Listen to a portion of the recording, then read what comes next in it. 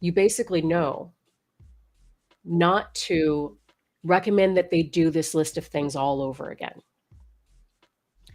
Um, what have you already tried to do to solve this problem?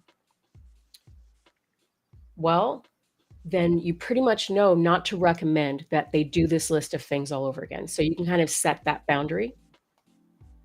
The next boundary is, what can't you do or aren't willing to do to solve this problem? This gives you the other boundary for recommendations.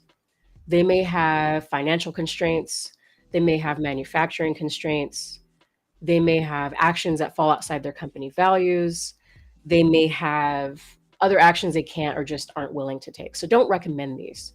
So these two questions will give you the boundary conditions for your recommendations.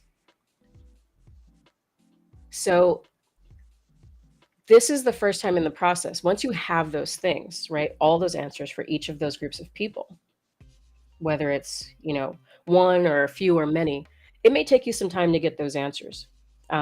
Sometimes it may take a day. Sometimes it's a quick conversation. Sometimes they may have to discuss it internally. There's going to be some time, which is why it's great to start on this before we even exit fielding or enter fielding if you can. So give yourself that time in your calendar to say, it's going to take a couple days. Maybe some will take longer than others, whatever that is, right? But once you have those answers, we're going to start working on the intro slide. We're not even out of the field, not even in it maybe, and we're going to start working on a slide already. I don't recommend getting into the weeds of trying to design perfect slides yet. That's not what this is for. We're getting the written content onto slides that you can then arrange into a loose layout. For now, that's far more important. Your writing may need to be tweaked here and there when you come out of the field, but writing is the foundation of everything visual that we do. So we're not going to start designing at pictures, colors, icons, charts, graphs, all that stuff. None of that is our concern just yet. For now, all we're going to do is write or make placeholder text boxes. That's it. So writing is our key focus right now. And so on this intro slide, which I'm just going to put loosely sort of here.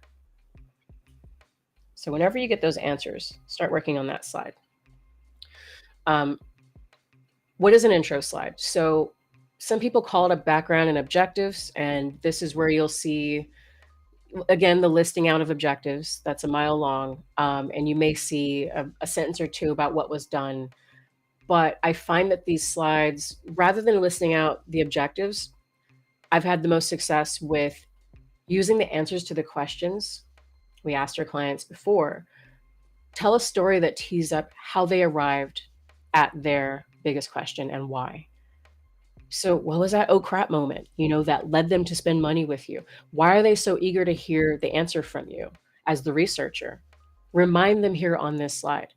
In 2 to 3 months' time, they may have forgotten, especially other stakeholders who aren't as close to the research, who aren't your direct contact.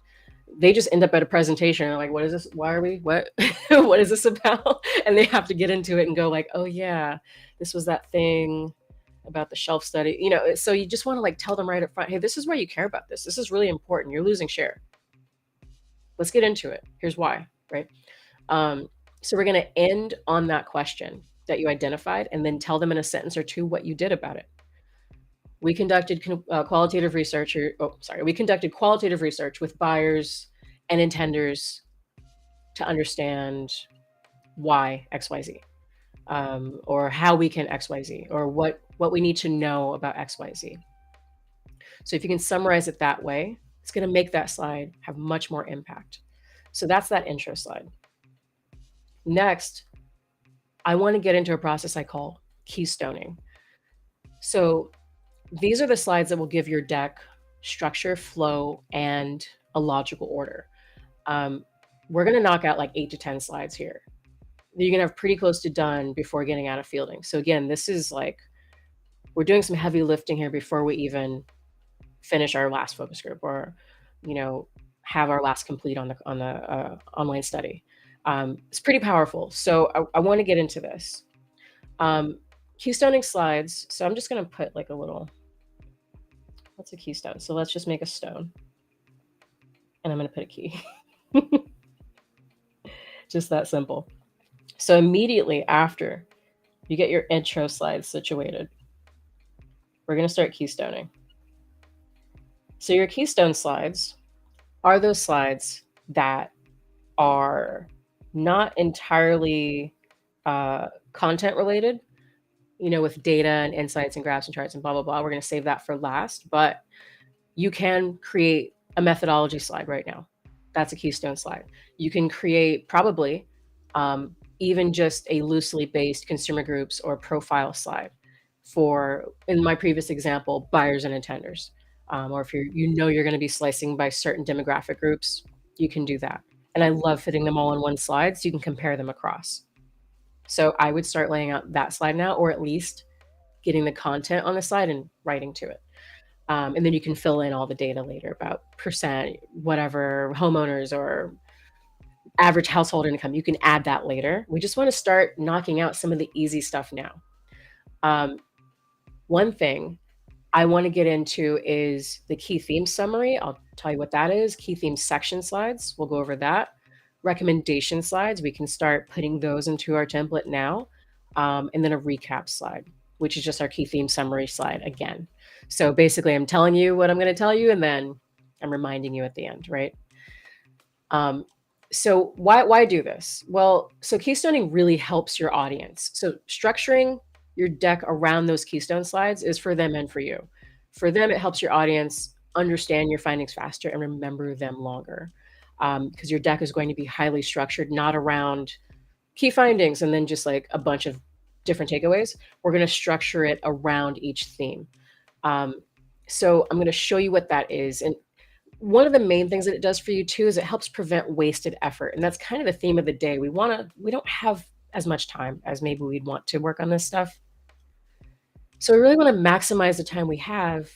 And, I've seen some of my clients work like super hard and spend long hours to create fully formed slides and then step back and then realize they need to spend more hours reworking them because they don't make sense, or they realize they have no recommendations for an entire section.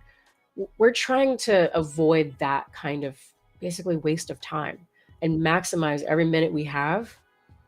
Again, this is about doing 3 projects at the same time. Like, we don't have time for wasting even, an hour on something like that, right? So, and these things happen, but we want to minimize it and not create emergencies that didn't need to exist. Because it's hard to hit delete on unnecessary slides after you put so much work into them, right? So we're just going to not create them. Like, how about that? The other thing that keystoning is going to do for you is it's going to remove the need for an executive summary.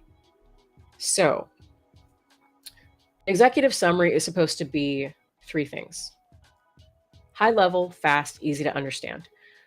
This is what our key theme summary slide is going to do for us.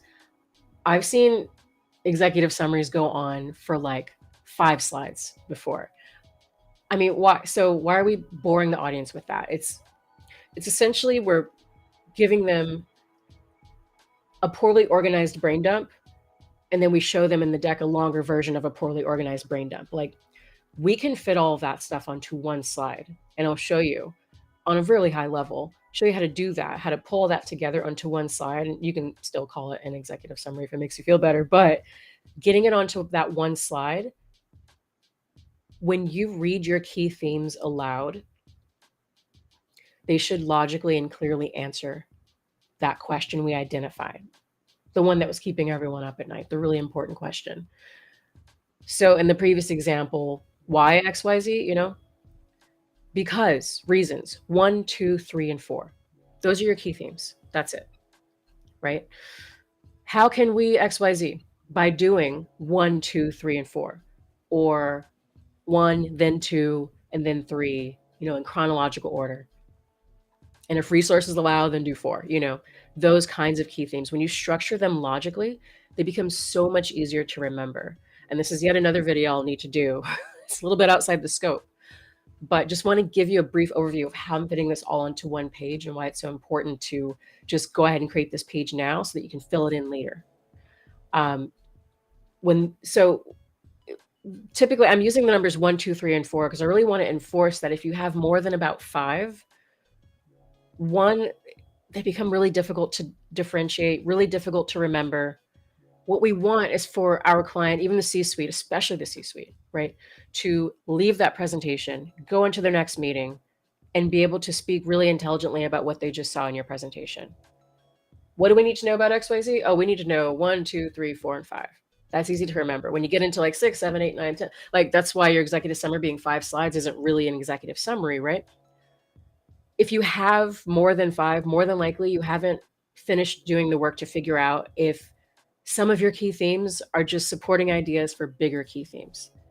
They might not be mutually exclusive. So go ahead and try that. And again, if you run into any difficulty, hello@slidedesignr.com, just let me know. Um, so we have our key themes, and then instead of section breaks, we have key theme section slides. They're effectively our section breaks, but we're going to remove like 5 to 10 slides of bloat, right? We're not going to have section breaks all the time, except for like your appendix. I would do one for that just to really drive home that like this is the end of the deck and this is the beginning of just essentially the data dump, right? But your key theme section slides are, it's a single slide. You can repeat the key theme. Remember the 1, the 2, 3, 4, and 5 that we've identified as the answer to our question.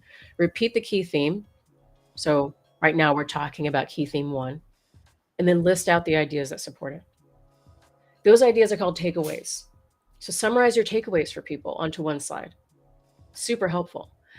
You may not have, obviously at this point, because we're not in the field yet, we're not here.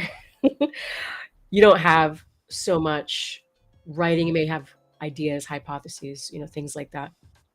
But mainly we just want to create room in the deck for those slides, throw in some text box placeholders, and kind of call it a day. We're going to come back to them later. So I want to get into the brain dump, but first I want to just kind of emphasize again that here what we're doing is easy stuff. So we're trying to keep easy stuff overlapping with each other. I'm not so worried, right? If asking my audience or my client these questions overlaps with me making an intro slide on this other project. I'm not so concerned if writing my intro slide overlaps with me keystoning this other project. I'm just making text boxes and stuff. I'm not getting into slide design. Super easy, right?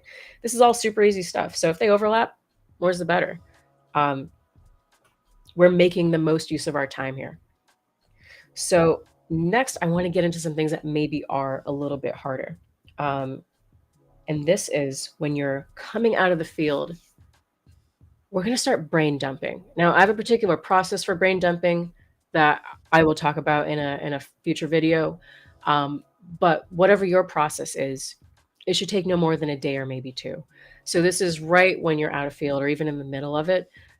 Here, we're going to be kind of at this, I'm going to call it moderate concentration. So here, let me grab this color real quick. So this is easy tasks. And here, we're going to do things that require kind of moderate concentration.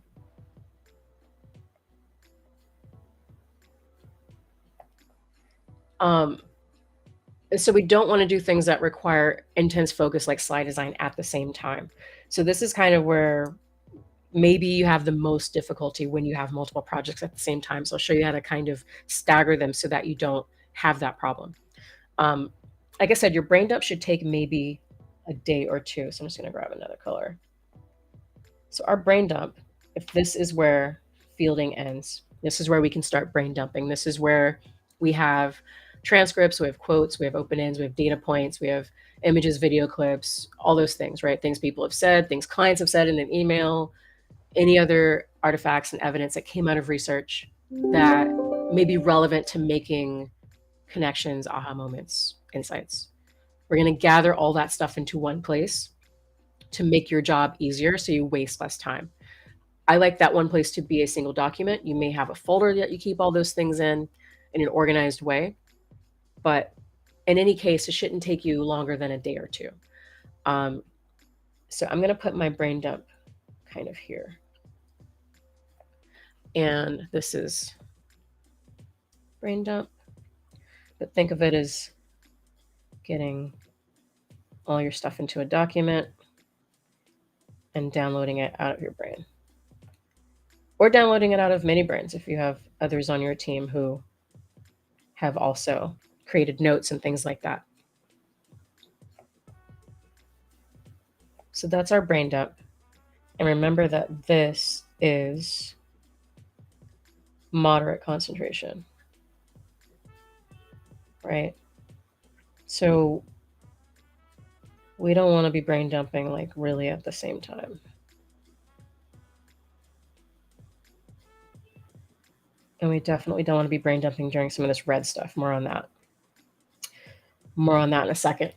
So as a general rule of thumb, when I'm creating a deck for a client from start to finish, from this point, this end of fielding, I'm doing the brain dumping, I'm doing synthesis analysis, I'm creating slides. As a general rule of thumb, cut this time in half. Whatever you have from the end of fielding to the deadline date, cut that time essentially in half. I'm gonna choose a brighter color for this, so you can see.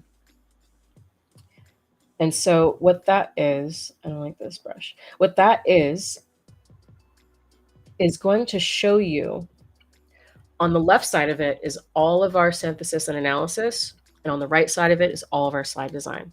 Roughly, the latter half is for just designing slides, and the front half is for thinking and writing and creating the content that we're going to design onto slides. You don't want to be doing both at the same time, right? Like I said earlier. So I'm going to drop this pink line here so you can see where each project is going to require the most intense focus. And I'm going to go ahead and put that here. So this is going to be intense focus. Okay. And so we have our halfway mark here, and we have our halfway mark here. So effectively what I'm doing is I'm making sure, as much as I can, that the actual slide design is happening in a staggered way away from those other decks. So I'll show you more about that as we get into synthesis and analysis. So this is pretty intense focus, as you know. We're going to be focusing on making all those connections, those aha moments, creating insights, like I said. Regarding those key themes I said earlier, just if I can make a suggestion, focus on simplicity, on categorization, and on providing support to those key themes that you identify. This is also a part of my method. It's a way of thinking and writing visually from the start so that the slide design is easy. Again, that's in an upcoming course, upcoming video. One of the most important things I can tell you, though, is as you're writing key themes here, write recommendations that pair with them. So don't leave that until the end. I see that a lot where folks are leaving that till the end. If your key theme doesn't suggest recommendations, then I almost have to ask, why is it in the deck, right? So as we're doing our, we'll call this synthesis, you may call it analysis. Everybody's got kind of a different term for it. This is where we essentially have, let's see, make a little magnifying glass. We have all the stuff that comes out of research. We have, whether it's notes, whether it's quotes, there's like a bar chart here. There's some crosstabs. What else is there? Maybe there's video, some like online diaries, that kind of thing. All of those things are going to become key themes. So what I'm saying is, in my previous example, I had 4 key themes, so I'll stick with that. And this is 4, 3, that's 2, that's 1. Pair each key theme with recommendations. So I write them at the same time based on those questions I gave you. What are you willing to do? What have you already done? Those are boundary conditions. And within that, you can start going, based on this key theme, what recommendations does it suggest they do about it? If your key theme doesn't suggest recommendations, then yeah, why is it in the deck, right? Like, if it's not a tool your client can use to solve the problem, then it's not a key theme. A key theme is a tool. If it doesn't, if it's not bringing to mind, and here's what you do about it, C-suite, and here's what you do about it, product team, and here's what you do about it, marketing, right? Rewrite it, combine it with something else, or get rid of it entirely. It's just sort of there. It's like, oh, it's nice to know. Anyway, moving on. Like, there's not really time for that, right? So go back and tighten the writing on your Keystone slides now that you're out of the field, and read through them and make sure that they're making sense. Make sure they're making sense with your recommendations. Yeah, we're fully into intense focus here. I'm going to make this just a little less opaque so it's not so overwhelming, but you get the idea. This is go time here. And make the most of this time in your calendar and get buy-in on all the stuff that you're writing on and the recommendations you're writing. Bake in time on this calendar for check-in meetings. You may have to make a note here and say, okay, well, halfway in between this part of the process, I'm going to have a check-in with my manager, or a check-in with the direct client, or something like that. Try to have an entire section of writing to share, from the key theme to the ideas that support it and the data to the recommendations. So it's clear to your manager, or boss, direct contact, whoever, what it is you're saying and how useful that section is. And you can have a greater probability of passing that check-in without massive disruptive changes, right? Change the entire section. I don't agree with this, like that sort of thing. We're just showing writing right now. Showing draft messy slides with an attempt at design would be not a great idea in case something like that happens. That would waste a lot of your time, right? So that's the whole thing we're trying to mitigate here. You just want to get buy-in on content, not the way it looks yet. Is the customer journey, are those steps in the right order? Yes or no? Maybe we can reorder them together, dear manager. Do we agree that this finding is what we heard? Stuff like that. We don't want to get into the weeds of, and how does this slide look? Like, we want to separate these processes, because again, if you try to do them all at the same time, you're not going to do any one of them particularly well. So the point here is to bank on wrapping all this up, though, before this pink line, right?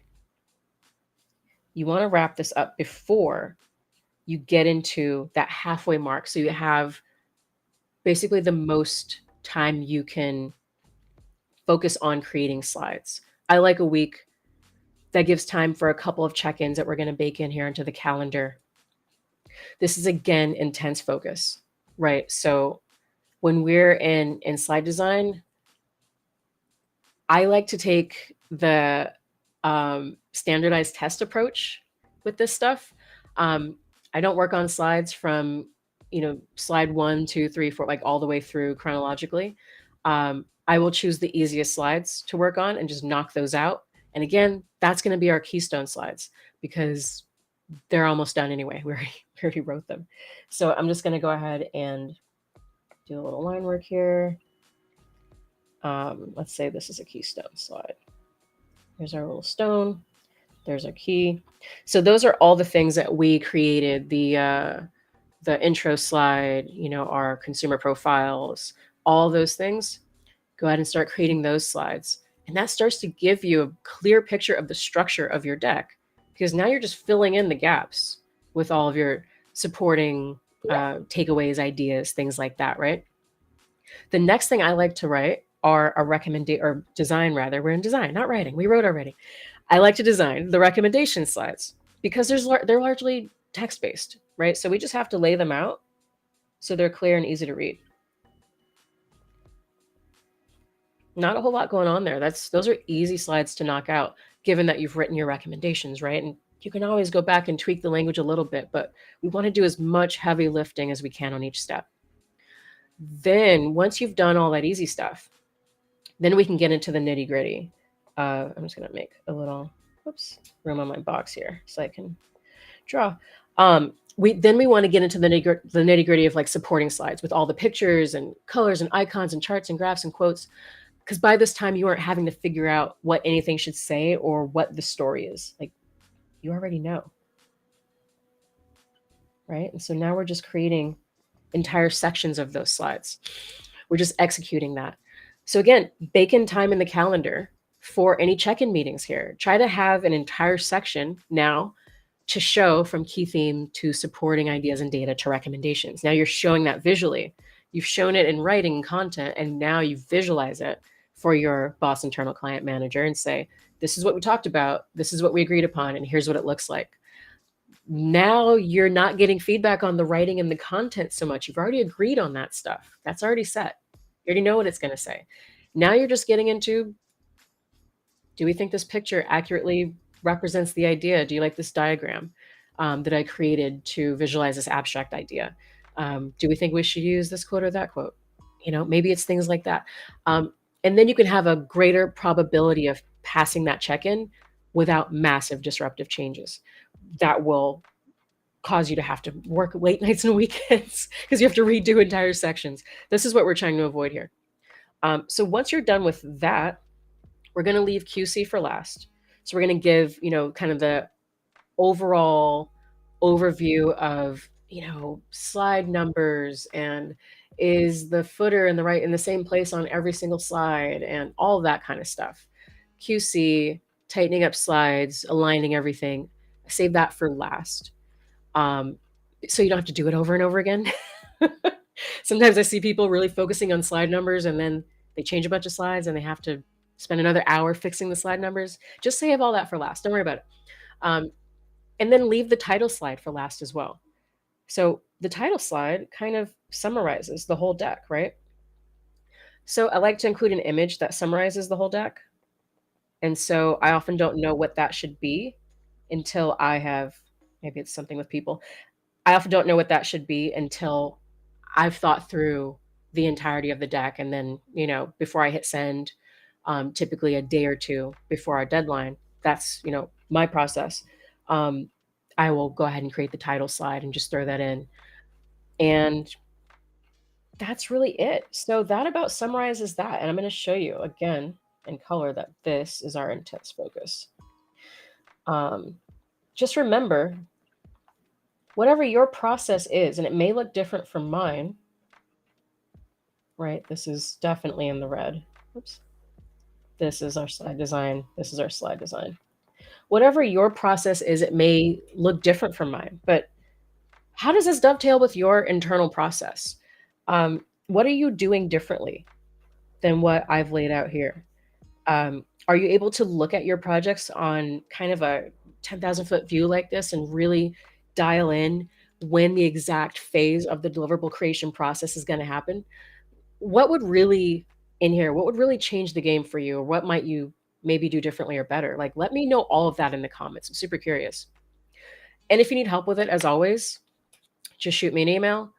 If you want the deliverables planner, shoot me an email, hello@slidedesignr.com, or leave me a comment below. Remember, like and subscribe. Follow me on LinkedIn. The link will be below in the description. And office hours is every Thursday at 3:30 p.m. So join me again next week, and I'll see you then.